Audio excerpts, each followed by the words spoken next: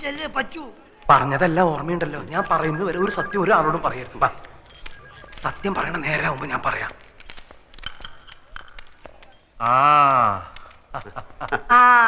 ആൽഫി വന്നോന്ന് അനിയൻ അന്വേഷിക്കായിരുന്നു. നല്ല ചായ ഉണ്ട്, വീട്ടിൽ നിന്ന് കൊണ്ടുവന്നാ. നമ്മുടെ സ്റ്റേറ്റിലെ ചായപ്പൊടിയാ. ആൽഫിക്ക് ഇവരെ ആരെയും പരിചയമില്ലല്ലോ. ഇത് എന്റെ മൂത്ത പെങ്ങളാ. ഇത് പെങ്ങളുടെ മോള് ഇന്ദു. ഇത് ശോഭ. ഇനി ഒരു പെങ്ങളുണ്ട് അമേരിക്കയിലാ, അമ്മുക്കുട്ടി. അവക്കൊരു മകനുണ്ട്, അവൻ ഡോക്ടറാ. പിന്നെ ഇവരെ പരിചയപ്പെട്ടിരുന്നല്ലേ പരിചയം. ഇനിയിപ്പോ എന്തായാലും നമ്മളൊക്കെ ഒരു കുടുംബമായിട്ട് കഴിയേണ്ട ആൾക്കാരല്ലേ. അധികം സംസാരിക്കണ്ടെന്ന് ഡോക്ടർ പറഞ്ഞിട്ടില്ലേ അമ്മാവ? എനിക്ക് ആൽഫിയെ കാണുമ്പോ മനസ്സിന് വല്ലാത്ത സമാധാനവും ശക്തിയൊക്കെ തോന്നുക. ഇത് ഇരവി. അറിയാം. അങ്ങനെ അറിഞ്ഞാ പോരാ. ഞാൻ പഞ്ഞിക്കുരി ബിസിനസ്സുമായിട്ട് നടക്കുന്ന കാലം മുതല് ഇയാൾ എന്റെ കൂടെ ഉണ്ട്. ഇരവി വിഷം കൊടുത്ത് കുടിക്കാൻ പറഞ്ഞാലും അനിയൻ കുഞ്ഞും കുടിച്ചോളും, അത്ര വിശ്വാസ. ഞാനൊരു ക്രിമിനൽ വക്കീലായതുകൊണ്ടല്ല ചോദിക്കുന്നത്. വിഷമം തോന്നരുത്. ബന്ധുക്കളാരും ഇല്ലേ? അച്ഛൻ, അമ്മ, സഹോദരങ്ങൾ. അച്ഛനമ്മ സഹോദരങ്ങളുണ്ട്. അവരൊക്കെ അങ്ങ് ഡെറാഡൂണില്ല. അത് തനിക്കെങ്ങനെ അറിയാം? കഴിഞ്ഞ പ്രാവശ്യം പാലക്കാട്ട് നിന്ന് ചന്ദ്രയുടെ കോണ്ടസ കാറ് ഇവിടെ കൊണ്ടുവന്ന് കൊടുത്തില്ലേ? അപ്പൊ പരിചയപ്പെട്ടതാ. കോണ്ടസ അന്ന് പരിചയപ്പെട്ടതാ. എന്നിട്ട് അന്ന് താനത് പറഞ്ഞില്ലല്ലോ. അന്ന് നിങ്ങൾ കണ്ട കീരിയും പാമ്പും പോലെയല്ലേ? ഞാൻ മിണ്ടി കണ്ടു എന്നങ്ങാൻ പറഞ്ഞ എന്റെ മേൽ ചാടി കയറാനോ? ഓഹോ, അപ്പൊ ഇരവി മാമൻ മാത്രമേ നേരത്തെ ഇവിടെ ആൽഫിയെ കണ്ടിട്ടുള്ള ആളുള്ളൂ. എന്നാ ഞാൻ ഒരു സത്യം പറയാം. എന്നാ സത്യം ഞാൻ തുറന്നു പറയാം. ഞാൻ സത്യം തുറന്നു പറയാം. ഞാൻ സത്യം തുറന്നു പറയാം. രണ്ടുപേരും പറയാൻ പോകുന്ന ഒരു സത്യമില്ല. അപ്പൊ അത് ഞാൻ സത്യം പറഞ്ഞാൽ എന്താ കുഴപ്പമുണ്ടാകില്ല. അപ്പൊ അത് നിങ്ങൾ സത്യം പറഞ്ഞാൽ ഞാൻ കള്ളനാവില്ല. ഞാൻ സത്യം പറയാം. ആ സത്യം ഈ സത്യം എനിക്കെങ്ങനെ കള്ളനാവും? ഈ സത്യം ഞാൻ പറയാം. ഞാനൊരു ബിയർ അടിച്ചു. ബിയർ? ബിയർ. എന്നോട് ക്ഷമിക്കണം, ഞങ്ങൾ പരിചയപ്പെട്ടപ്പോ ആൽഫി പറഞ്ഞു ഒരു ബിയർ അടിക്കാമെന്ന്. ഇപ്പോഴത്തെ ടെൻഷന് ഞാൻ അന്ന് ആദ്യമായിട്ടൊരു ബിയർ അടിച്ചു പോയി. ആദ്യമായിട്ട് താനല്ലെങ്കിലും പാത്തും പതുങ്ങിയും ഇടയ്ക്കൊക്കെ ലേശം അടിക്കാറുണ്ടെന്നുള്ളത് എനിക്കറിയാം. ഇപ്പൊ മനസ്സിലായില്ലേ ഞാൻ പറഞ്ഞതിന്റെ ഗുണം? പോവാ. ആഫീസിൽ കുറച്ച് പണിയുണ്ട് നീയാണ് പറഞ്ഞു. ആൽഫി, എനിക്ക് ഇപ്പൊ നല്ല ആശ്വാസമുണ്ട്. എന്നാലും 2 ദിവസം കഴിഞ്ഞ് പോയാൽ മതി എന്നാണ് ഡോക്ടർമാര് പറഞ്ഞത്. അത് മതി. പ്രഷറൊക്കെ നോർമലായിട്ട് എനിക്ക് ചില കാര്യങ്ങൾ പറയാനുണ്ട്. ഇപ്പൊ വേണമെങ്കിലും പറയാം. ഇപ്പൊ വേണ്ട. മനസമാധാനമായിട്ട് ഭാവി തീരുമാനങ്ങൾ എടുക്കേണ്ട കാര്യങ്ങളാണ്. വർമ്മ സാറ് കിടന്നോണം. എനിക്കും ചില കാര്യങ്ങൾ പറയാനുണ്ട്. എനിക്കൊരു കാര്യം പറയാനുണ്ട്. നീ എനിക്ക് ഹൃദയസ്തംഭനം ഉണ്ടാക്കി ഇറങ്ങിയിരിക്കുക. ഞാൻ വിചാരിച്ചു ഒറിജിനൽ സത്യം പറയാൻ പോവാണെന്ന്. നീ നിന്റെ ഇഷ്ടത്തിനൊന്നും വിചാരിക്കേണ്ട സമയത്ത് ഞാൻ പറയാം. ഈ ക്യാഷ് ഉണ്ടോ? ഒരു 500 റുപ്പീസ് തരാൻ ഇടുവന്നെ. ഒരു 500 രൂപ കൊടുത്ത്. അല്ല, ഇതിപ്പോ ആരെ കണക്കിലാ എഴുതേണ്ടത്? അത് നിന്റെ അമ്മായി അമ്മയുടെ പ്രസവത്തിന് പലഹാരം ഉണ്ടാക്കി കൊണ്ടുപോയ കണക്കിൽ അങ്ങ് എഴുതിയാ മതി. നീ കിന്നാരം ഒന്നും പറയണ്ട, പറയണത് കേട്ടാ മതി.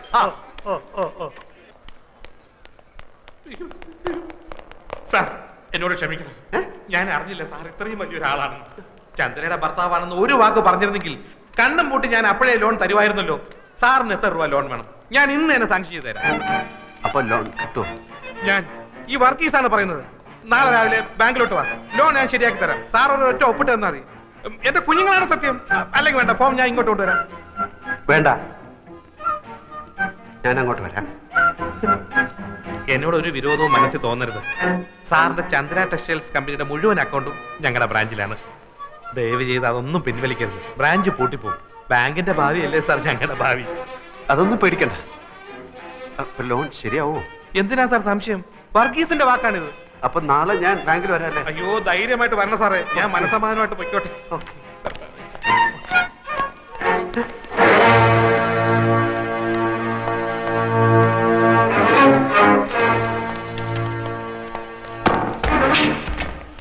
എന്ത് പറ്റിയടാ? നമ്മൾ ഈ പെട്ടിയിലെ സാമാനങ്ങൾ വിൽക്കാൻ നോക്കി. चंद्रा कौन है? What's the matter? कौन है Chandra? Chandra, she's my wife. ये बैग तुम्हारा है? It's my bag. It's my bag. देखिए, इसको हमने इस बैग के साथ एक अजीब हालत में पकड़ा है और इस पर जो टैग लगा है वो हॉस्पिटल का है. It's my bag and he's my servant and he's bringing this bag. But he looks like a thief. Not only his face, but his father's face is also looks like a thief. Thank you very much, sir. Oh, I see. Thank you very much. Thank you for the bag. चलो चलते हैं.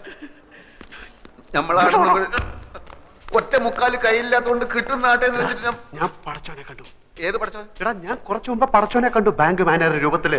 ബാങ്കിൽ ചെന്ന് ഒപ്പിട്ട എത്ര ലക്ഷം രൂപ ആണെങ്കിലും കിട്ടും, 4 ലക്ഷം ഒന്നും അല്ല. നേരാണോ നീ താങ്ക് യു. അയാൾ വിചാരിച്ചിരിക്കുന്നത് ഞാൻ പെണ്ണിന്റെ ഭർത്താവാണെന്ന്. അതുകൊണ്ട് ഈ ലോൺ കയ്യിൽ കിട്ടുന്നിടം വരെ ഞാൻ ഈ കളി തുടരാൻ പോവാണ് മോനെ. ഇനിയിപ്പെങ്കിലും നല്ല ബുദ്ധി തോന്നിയല്ലടാ മോനെ.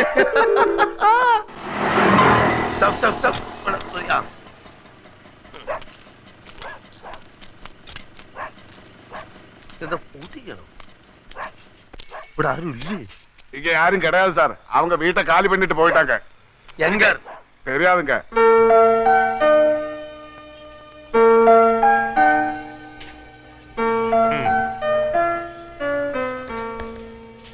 ഈ കാശ് കൈ കിട്ടാൻ എത്ര നാളാവും? ബാങ്കിന്റെ കുറച്ച് ഫോർമാലിറ്റീസ് ഒക്കെ ഉണ്ട്. ഹെഡ് ക്വാർട്ടേഴ്സിൽ നിന്ന് ഓക്കെ വരണം. ഞാൻ റെക്കമെൻഡ് ചെയ്താൽ പ്രശ്നമൊന്നുമില്ല. എന്നാലും കുറച്ച് ഫോർമാലിറ്റീസ് ഒക്കെ എളുപ്പം വരുമല്ലോ അല്ലേ? സാറിന്റെ കാര്യത്തിൽ ഞാൻ ഉഴപ്പുവോ? ഏറിപ്പോയ ഒരാഴ്ച. മതി മതി. പിന്നെ ഞാൻ ആശുപത്രി വരാം. എന്തിന്? അമ്മാവനോട് റെക്കമെൻഡേഷൻ. ചന്ദ്ര ടെക്സ്റ്റൈൽസിന്റെ അക്കൗണ്ട് മാത്രമേ ഇവിടെ ഉള്ളൂ. ചന്ദ്ര ടീയുടെ അക്കൗണ്ട് യൂണിറ്റി ബാങ്കിലാണ്. അതിങ്ങോട്ട് മാറ്റി കിട്ടിയാൽ അമ്മാവന് സുഖമല്ലായിരിക്കില്ലേ? ഇപ്പൊ വേണ്ട, ഞാൻ സൗകര്യമായിട്ട് ഒരു ദിവസം ആശുപത്രി വരാം. നല്ല മൂടി ഇരിക്കുമ്പോ നമുക്ക് പറയാം. ആ അക്കൗണ്ട് ഇങ്ങോട്ട് മാറ്റി കിട്ടിയ എന്റെ പ്രൊമോഷന്റെ കാര്യം ഷുവറാ. പിന്നെ സാറിന് ഞാൻ ലോണൊന്നും പറഞ്ഞ് 50-60 ലക്ഷം എഴുതി തരും. സമയാവട്ടല്ലേ? ഇതിന്റെ കാര്യം ഒരാഴ്ച.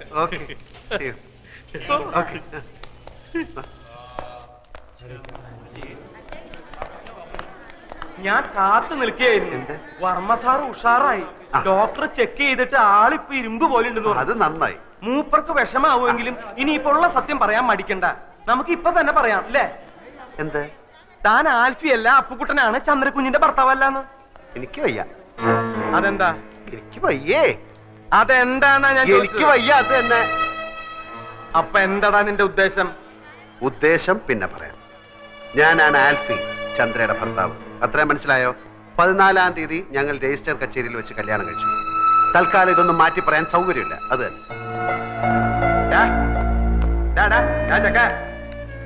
നീയല്ലേ പറഞ്ഞ സത്യം പറയാൻ പോവാന്ന്? താനല്ലേ പറഞ്ഞ സത്യം പറയണ്ടെന്ന്? അതപ്പോ. എന്നാ ഇതിപ്പോ.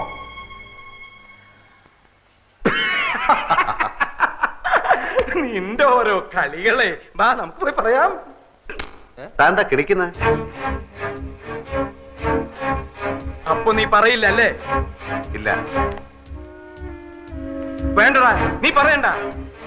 നീ ആൽഫിയല്ല, കൂൽഫിയല്ല, ഒരു തേങ്ങയല്ല, അപ്പുക്കുട്ടൻ എന്ന് പറഞ്ഞൊരു ഫ്രോഡാണെന്ന് ഞാനിപ്പോ പോയി പറയും. ഓട്ടശ്ശേരി തറവാട്ടിലെ ഉപ്പും ചോറും തിന്ന് വളർന്നവനായി ഞാൻ. നിന്നെ പോലൊരു പെരട്ട നാറിയെ അവിടെ കയറി നിരങ്ങാൻ ഞാൻ സമ്മതിക്കില്ലടാ. നീ എന്താ കളിക്കുക? ഞാൻ കാണിച്ചു തരാം. ചവിട്ടി കൂട്ടി ഞാൻ പമ്മി. താൻ പറയോ? പറയ മാത്രല്ല, ആൾമാറാട്ടത്തിന് നിന്നെ കൊണ്ട് കമ്പി ഇടിക്കണം. എങ്കിൽ നമുക്ക് ഒരുമിച്ച് എണ്ണാം. പോട ചെക്ക, നീ എന്താ എന്നെ വരട്ടുക? ഏയ് അങ്ങനൊന്നുമില്ല. താനല്ലേ പറഞ്ഞത് കോണ്ടസ് ആ കാറും കൊണ്ടുവന്നപ്പോ എന്നെ കണ്ടു, ചന്ദ്ര പരിചയപ്പെടുത്തി, ബിയർ അടിച്ചു. താൻ എന്റെ ബന്ധുക്കളെ എവിടെ വെച്ചാ കണ്ടത്? ഡെറാഡൂണിൽ വെച്ചല്ലേ? ഇതൊന്നും ഞാനല്ലല്ലോ, താനല്ലേ അവരോട് പറഞ്ഞത്. എന്നെ ഈ വേഷം കെട്ടിച്ചതും ചന്ദ്രയുടെ ഭർത്താവായിട്ട് അഭിനയിക്കാനും പറഞ്ഞത് താന്. അതിന് താൻ ദിവസവും എനിക്ക് 500 രൂപ കൂലിയായിട്ട് തരുന്നുണ്ട്. കണക്കപ്പിള്ള കുറുപ്പ് സാക്ഷി.